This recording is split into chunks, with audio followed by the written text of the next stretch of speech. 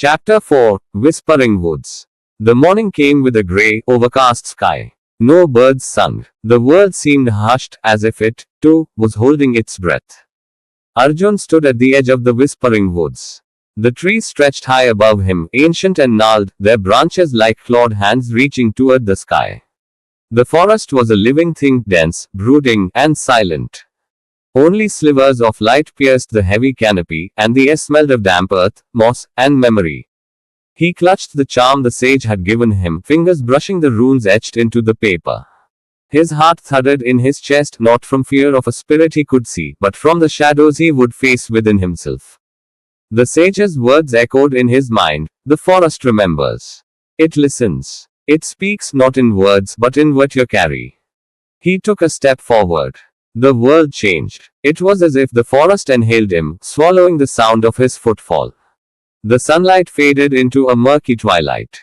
The trees grew closer, their trunks leaning inward as if conspiring to keep secrets.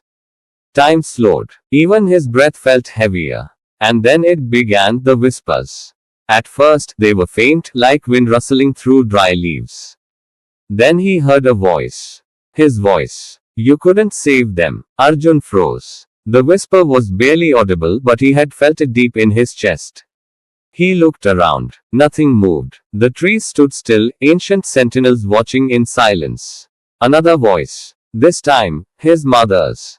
Don't leave me. His breath caught. He shook his head, pressing forward. They're just memories, he muttered. Illusions. But the forest did not stop. The deeper he went, the louder the voices became, fragments of moments twisted by grief. His father's voice shouted in the dark, Run, Arjun. The scent of smoke and blood filled his nose. He stumbled. The forest floor seemed to warp beneath him, shifting into the broken remnants of his village. Burned huts. Shadows moving just beyond his vision. The memory of that night had never fully left him, but now the forest breathed it back to life. He stood in the ashes of the past, heart pounding, as ghostly figures danced in the smoke. They weren't real, and yet, they felt real. His legs trembled. From the corner of his eye, he saw himself, a younger Arjun, just a boy curled up behind a fallen cart, eyes wide with terror.